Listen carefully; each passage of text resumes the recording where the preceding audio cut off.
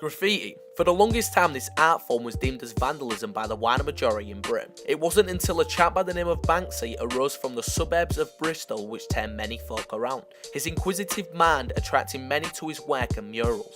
These pieces of art spanned across the globe, eventually reaching my hometown of Hull. When I first heard about the piece down on Bankside, it went over my head. Yeah, it's cool, but why do I care about something that's completely irrelevant to me? At the time, the meaning of art, in my case, described world-class sporting plays or impactful scenes from movies. The turning point came shortly after the hysteria behind the piece had calmed down. I was browsing my Instagram and stumbled upon my hero's gram, Tom Brady, quarterback for the New England Patriots. I was intrigued to know who he was following. To my surprise, Banksy came up. Then it hit me. My hero could have seen the stencil from my hometown on his very own Insta. That is insane. The reach of this artist is unparalleled. I wanted to know more. I read up on his biography and what this could mean for the local area. It was all exciting. Looking for the comments on articles written up by national publications, nothing but positivity everywhere. It never crossed my mind that there could be people out there against this. Trudging through article after article, I came across a headline, quote, "The darker side of life as a graffiti artist," unquote. I was hooked. Upon reading this, I immediately started writing notes on the graffiti scene, pondering how I could cover this subculture and learn more. The only article I found in my research to cover the other side of the Banksy story was Browse magazine, a great post by Lewis Joplin about his conversations with his graffiti friend and more on the history behind Hull's underground graffiti culture. His friend talked about guys wanting to, quote, bomb the Banksy mural. It went on to mention the rift between street artists and graffiti artists, a side of the argument I didn't even knew existed. I always thought they were one and the same. Googling these terms, I found this interesting image, the difference in the two, a comparison as such about what one thinks. Street artists, money, fame, endorsements. Graffiti artists, getting my name up, freedom, trains. It wasn't hard to see which corner the creator was in. All this bent up frustration was paramount. At this point, I started to come to an end of what I could look for and search for. My understanding of this culture was minimal. What now? I had so many more questions and so little answers.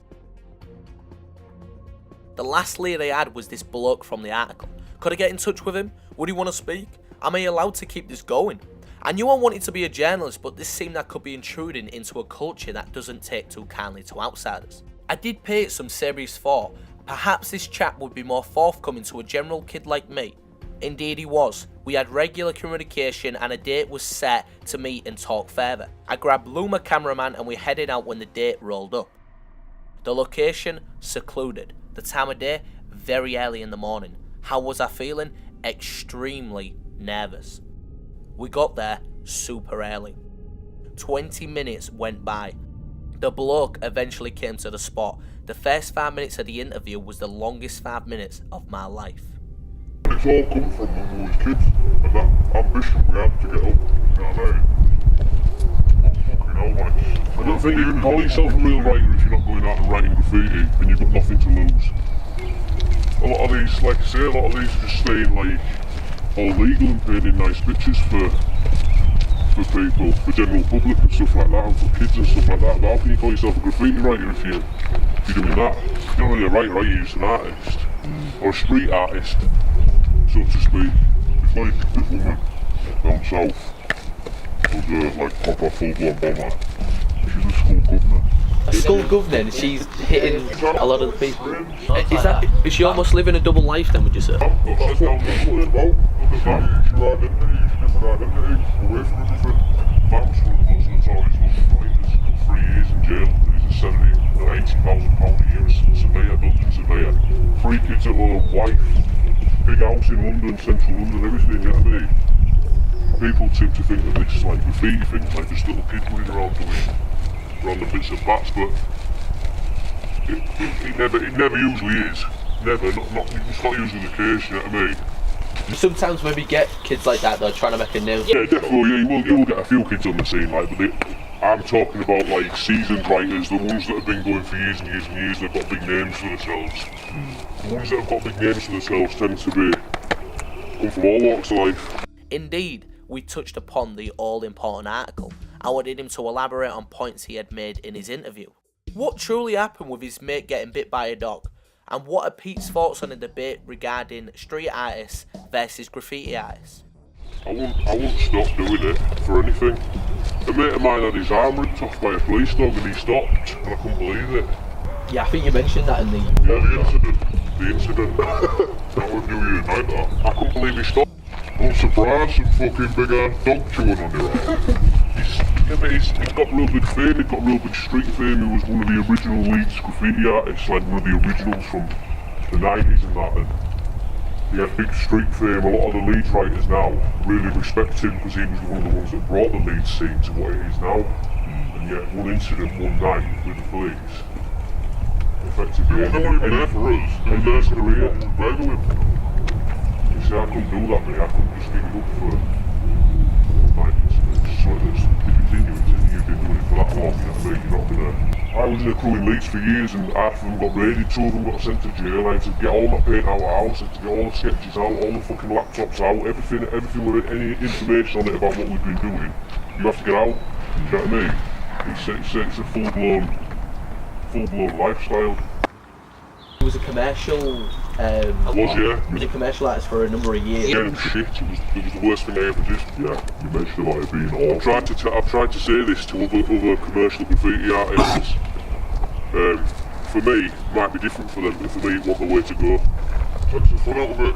I did commercial graffiti for about 3 years. I had my own company, which travel all over the UK, painting graffiti for all sorts, businesses, private houses, you name it. And the worst thing I did, it ruined my graffiti career then, ruined it. Because you just completely takes the sting out of what you're doing. It's just a job, innit? That's what I mean. I was going to say... If you're a mechanic and you don't want to come home at night and work on a car, do you? No. Because you're a mechanic all day, it's the same thing. And I did it, and it just killed it for me. It's on the street, as simple as that. That's what it's called. It belongs on the streets for the end of the day. It shouldn't be really sold or down or whatever. But commercial, I'll put it like gallery. Yeah, but back years ago, that's why it started separated. Like street art, canvases. Yeah, then everybody started coming off it because they were getting too scared of getting caught. So they'll come off and branch off into canvases doing studios and all that fucking shit, doing artwork. But now, this new age shit, it's all street art. And it's like, what the fuck? Graffiti's illegal. Graffiti's getting to the point now. Graffiti's getting to the point now where it's not commercialised. Because people do it commercially. Like a middle class sport. You're just ruining it. You're ruining the whole culture. And to come from the fucking slums of fucking New York, for fuck's sake, you know what I mean? It's supposed to be on the street, it's supposed to be free for people, you know what I mean? You're supposed to do it for self. There's plenty of writers that will paint a wall like this and have a bit of fun on a Saturday afternoon or whatever, a couple of beers, paint a wall, but then they'll be out on the night, doing the real stuff. You know what I mean? Don't get pissed up and get on tracks hide. So yeah, I do genuinely believe it should be out there 100%. If you watch any interview with any real writer, what I call real writer, every single one would say it's illegal all day long. That's not And he was saying how, because of this amendment, because they've only just took notice now, a lot of people in the graffiti community was gunning for that. They wanted to be the guy to hit it. Yeah, hit it. Yeah, and get their name out to say to people, yeah, I was the one that Hit the Banksy. Yeah. We didn't do it. He won. Just keep your mouth shut. I think lots of people want to hit that Banksy. It's just a lot of people want to hit it because their own ego. You know what I mean? If everybody knows he's done that. Oh, I did that. They'll be like, yeah, I did that. Big ego and all that fucking shit. But fuck all like that. This fucking egotistical bastard, man. There'll be a lot of graffiti artists that will hit that Banksy. Definitely. even now would be. Yeah. Oh yeah, definitely, yeah. Notoriety on the scene, innit, at the end of the day. Yeah, definitely. But what I'm saying is, why are we making such a hype about a Bankside gallery when we've got galleries and we've had galleries for years? What's this? Hall of Fame? Yeah, because that's a gallery, so why are we making, do you know what it is? Why look north down? Yeah, why look north down on this wall? It's been here for years. You know why it is? Have you noticed it's been pinpointed to a certain place? Pinpointed to the walls, like who got the walls? Who got the walls that I get all this Bankside gallery get pinpointed to? Who runs Bankside gallery?